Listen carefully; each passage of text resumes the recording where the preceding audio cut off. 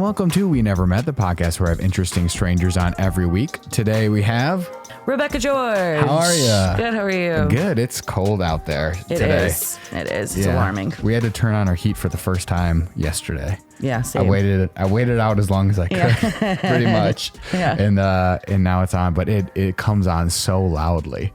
So if it ever comes on, we might have to stop. Okay. It sounds like you're in a wind tunnel. There's a grate right there, and it's so loud. But so you own a store around here, down the block? Yeah, just a couple blocks away from here. Yeah. In Wicker Park. Yeah. So give us a little backstory on Volumes, first of all. And how did you choose to be in Wicker Park? I lived most of my adult life in Wicker Park. Okay. I think my first apartment in Wicker Park was like in 2003. Oh. So I've been around the neighborhood for a while. Have you seen it like change and stuff? I've seen it. Yeah, absolutely changed. So the address of our place right now, 1474. Yeah.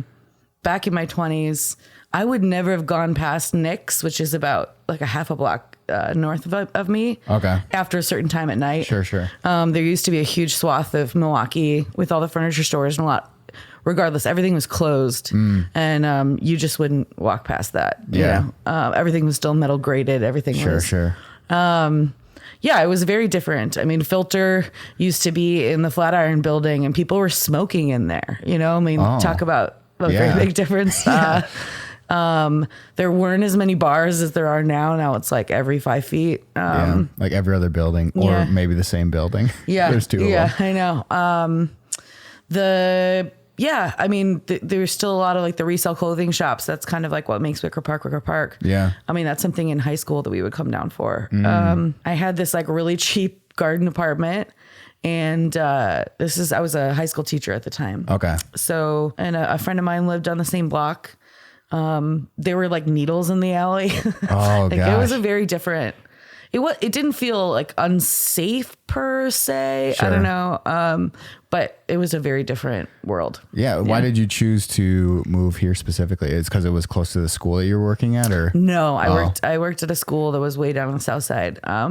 No, I think there was a trend right then. My first apartment was in Lakeview. Okay. And there was kind of a trend of people starting to move over here. Sure. It was cheaper. Yeah. And, still good access to downtown, everything. Right. Yeah. And we should talk about your bookstore. Okay. Yeah. Sorry. That's why you're here. So, so Volumes is your bookstore. It's also a cafe as well. Mm-hmm. And that's right on Milwaukee over there. Yep. I've actually I moved here 2 months ago, and it was one of the first places I stopped actually. Oh, really? Yeah. Nice. Cause I was walking around, we were looking at this place, and I was like walking down and seeing it's a very inviting space, you know, and when you're in there, it feels like you feel comfortable. Thanks. Which you can't say about a lot of places. Yeah. We do get that compliment a lot. Yeah. Just like it's like a good vibe. Yeah. You know? Yeah. And I think it's a combination of like the cafe and the books and stuff like that. But it feels warm and it smells good. Yeah. Although I can't smell it anymore. People come in all the time and they're like, "Oh, it smells great." I'm like, "What do you smell?" I think it's the smell of books. Yeah. New books or something. And coffee. I think the coffee too. But I'm like, describe it to me. I don't know what that is. You know? Yeah, you can make a candle or something out of that. Make a lot of money. Yeah. But yeah, so it was one of those places. And when did you open up shop? We opened up in March of 2016. Okay. We started working on that space in March of 2015. So it took us a year to put everything together and deal with the city of Chicago. And then I probably started looking for a space sometime in mid or maybe even early 2014. And we looked at some other places in Wicker Park. We actually even got into negotiations with a different space. Okay. But, I saw the potential in that space. It was not great when we got in there. Yeah. It's really nice now. Yeah. So there was a resale clothing shop that had been there forever called Recycle. Okay. And they'd been there for like 15 years. And then prior to that, there was like a carpet store. It's just nobody had really made a lot of updates to it. Sure. There was carpet, and when we took that carpet off, oh my God, it was maybe the most disgusting thing. The walls, the building's from 1883. the walls are like that original plaster, and it's just had like 9,000 coats of paint on it. Right. We spent weeks, us, like my dad and my sister and I, just plastering and sanding. The fun stuff. Yeah, the fun stuff. All the things you think about when you open a business. I know. Yeah. It's like literally like a month of my life was just like plastering and sanding. And then, we added bathrooms. We added, obviously the bar area in the front. We did a lot of the stuff ourselves to save money, but also just because we can do that kind of stuff. Yeah. Was it more difficult because it wasn't just a bookstore, it was a cafe as well? Was there different like permits and stuff you had to get and all that to serve, or no? Did it make it more of a headache? No, it does make it more of a headache. If it was just a bookstore, then it's not that big of a deal. Right. Anytime there's food service, that's like a bigger deal. Right. And like we're changing plumbing, we're changing HVAC, there are a bunch of things that we have to do with that. So that adds up. Yeah. And you didn't start out, I guess, out of college and be like, I'm going to be an entrepreneur. You took like a very different path. Yeah. Even in college, you went to the University of Iowa, right? I went to Iowa. And what were you planning on doing when you graduated? It's funny. I had this very like Goodwill Hunting moment with a professor of mine, Frederick Woodard, and where he was like, you need to be a writer. Like that's where he saw me going. Sure. And the very practical side of me said, like, that's not practical. And like, my parents aren't going to think that's practical. Yeah. So I immediately went to get my master's in education. Okay.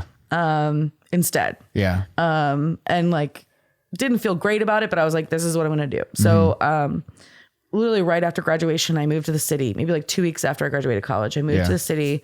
I went to National Louis, got my master's in education. And then there was a CPS hiring freeze right after that. Yeah. And I went to Europe for a bit to teach English to like really ornery Czech business people. Yeah. And then I came back and started working in the South Side of Chicago.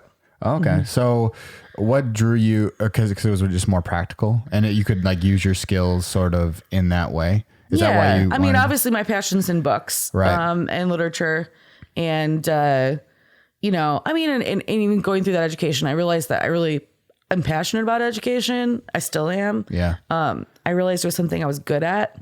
And, I really enjoyed teaching. Yeah. Teaching in the city is a really stressful thing. Especially the school that I was at was that particular period of time was really stressful. Yeah.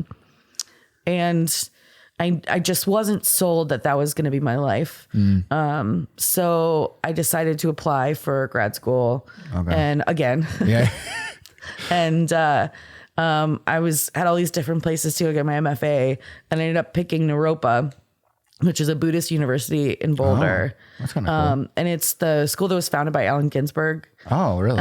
And so it's like the opposite of everything I had done up until that point. Yeah. But I'm like, this is going to be great. It's an adventure. I'll be in the mountains and get away from like the stress of the city for a bit. Yeah. So what was the point then?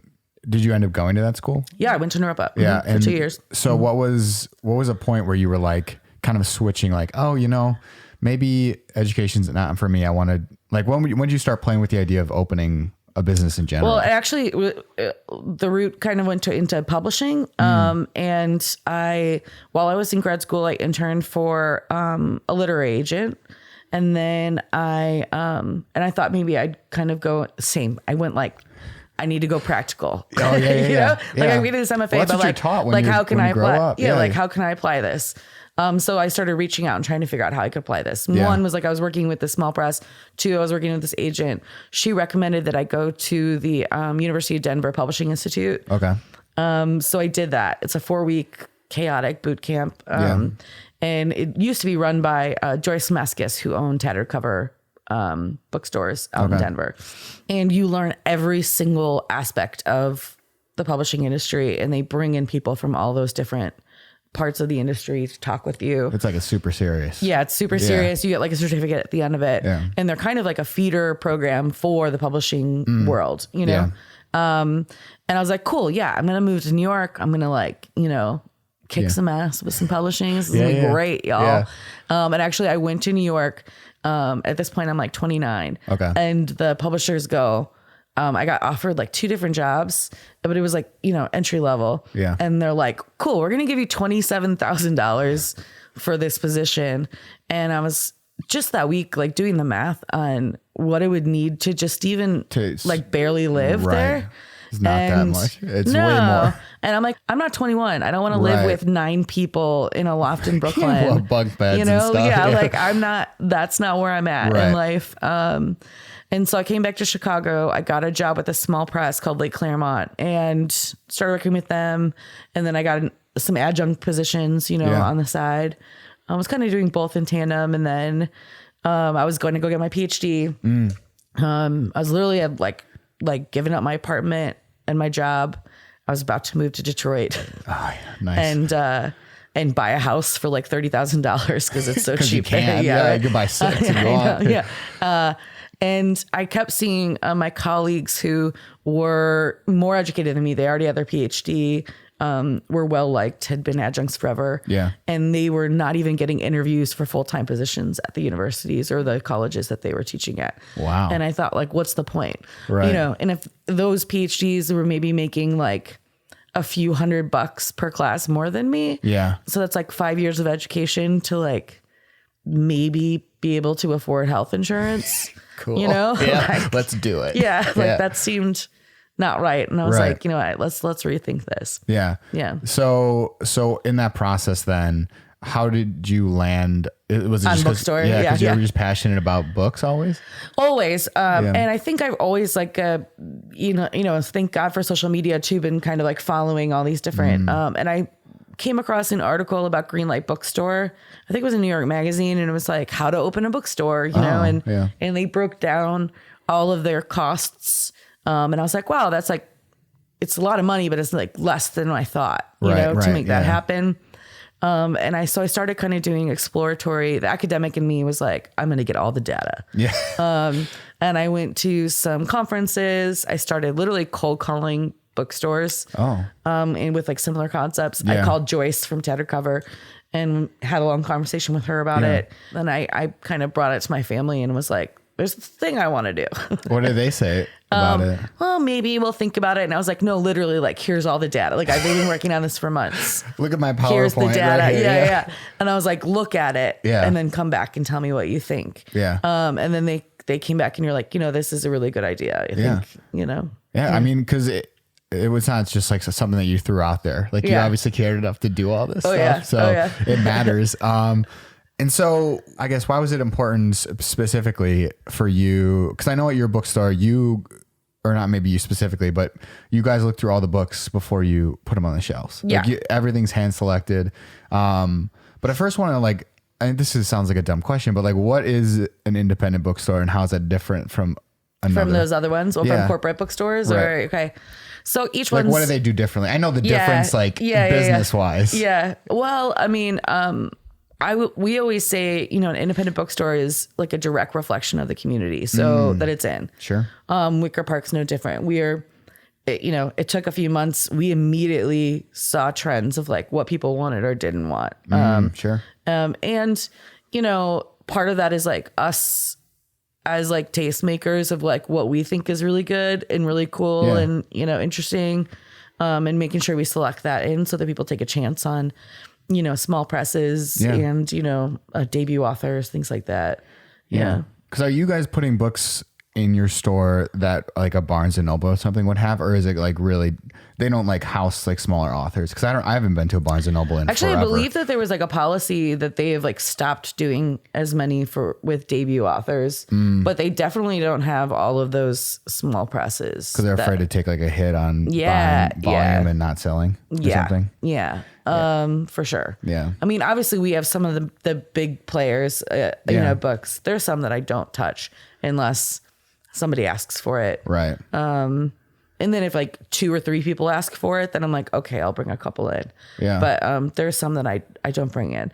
I mean, there are thousands of books that come out like on a weekly basis. Every Tuesday books come out, right? That's how the year works. A lot of people don't know that, but every Tuesday is a pub day. Just like in music, we're every Friday, right? So we have info 6, 8, 12 months in advance.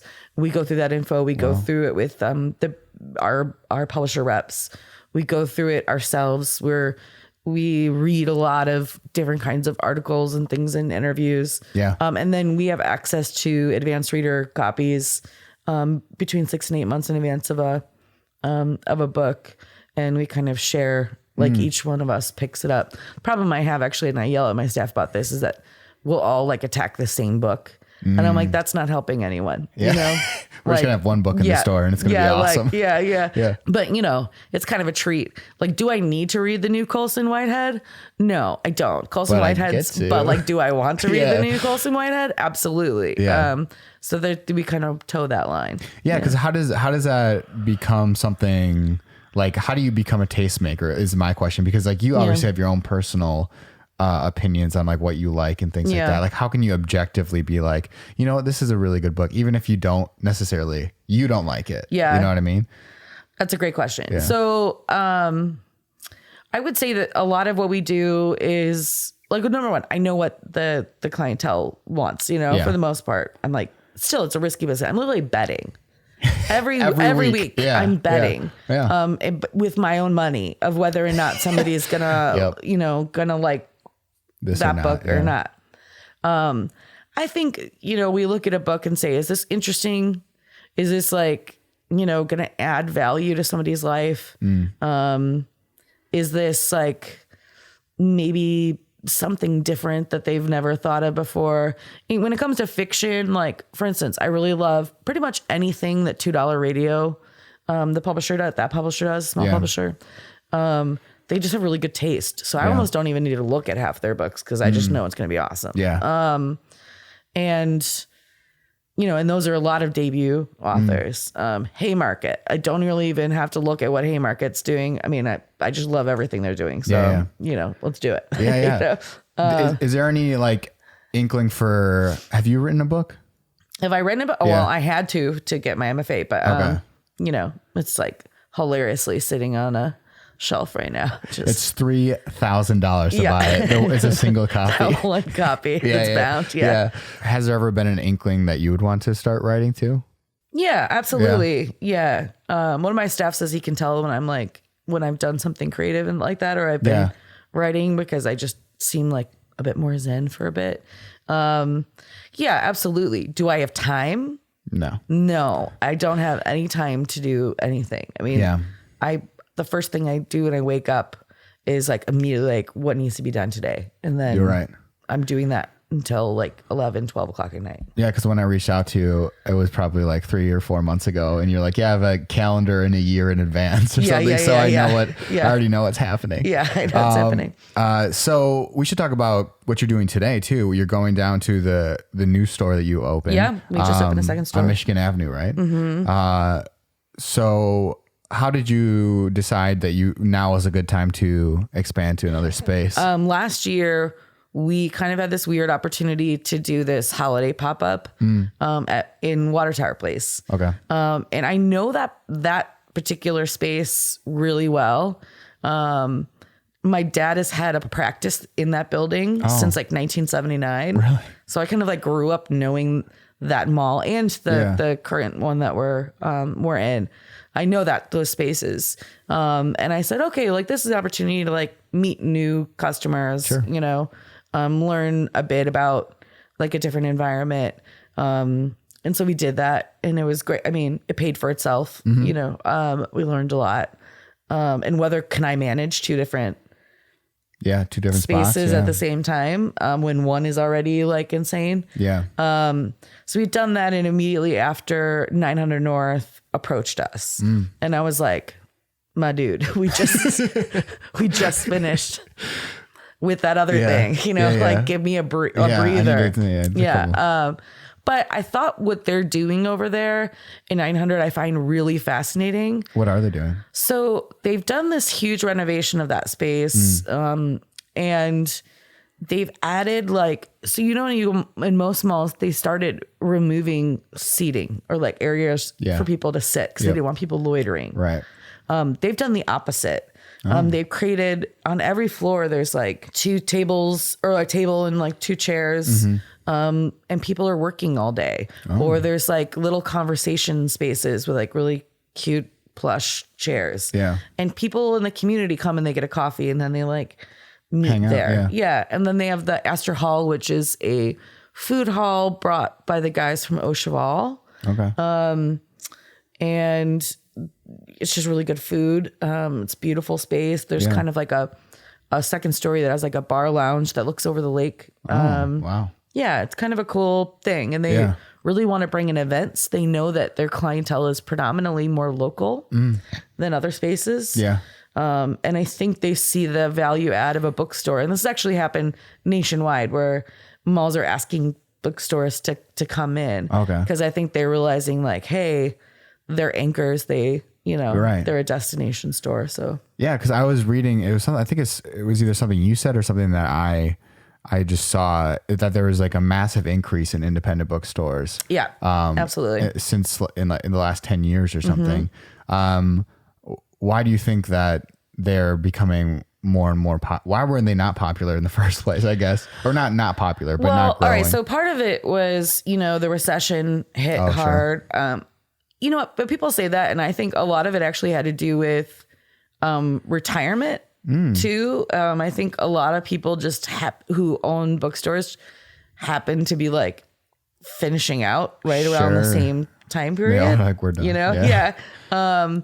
And, certainly Barnes and Noble and Borders hit a lot of bookstores in the way that Walmart does in a way, and they took away clientele from. But I also think that a lot of independent bookstores weren't adapting with the time and whether or not they were like actually putting their inventory on a computer or, ordering in a more speedy fashion, having a web presence. And then what we do a lot, and you'll find a lot of independent bookstores now, is events. Yeah. Yeah. I saw you guys do a ton. Like curating events for the community. Right.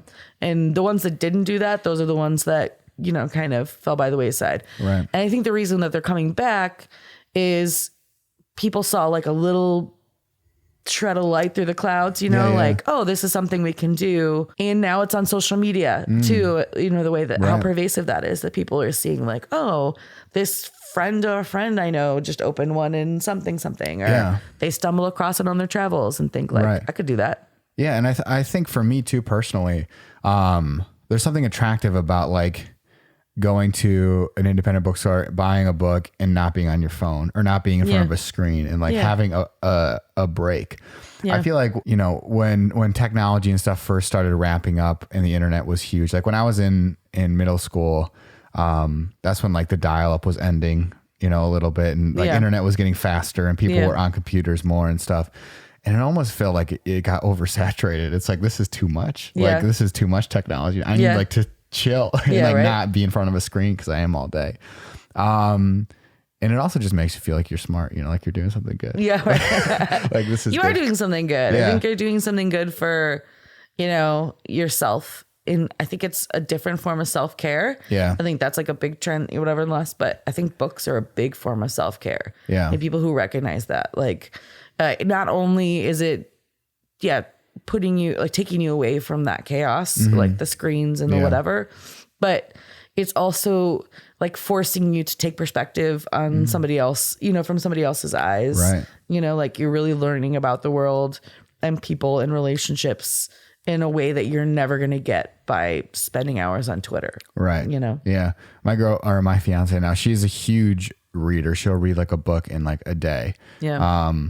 I can't do that. I'm way too slow to read like that. And I think from a young age, I got really frustrated with that because I was never like the fastest reader and everyone else was done and I was still like sweating, like trying to read quicker, So from a very young age, were you just really into all books? All things books. Yeah. Oh yeah. I was the weird kid who like could read before I hit kindergarten. Wow. And not because I had a tutor, but just because you just read so interested. I picked it up. Well, I think there are 2 different ways people read. Some people read by like learning the alphabet and then structuring them together.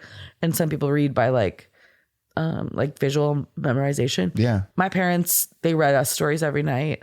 We're a big story family. Yeah. That was my favorite part of the night, you know. Yeah. My mom, as a treat, because I was the youngest, which meant I got just like dragged around everywhere. One of the treats was like, okay, if you go on these errands with me, we can stop at the library.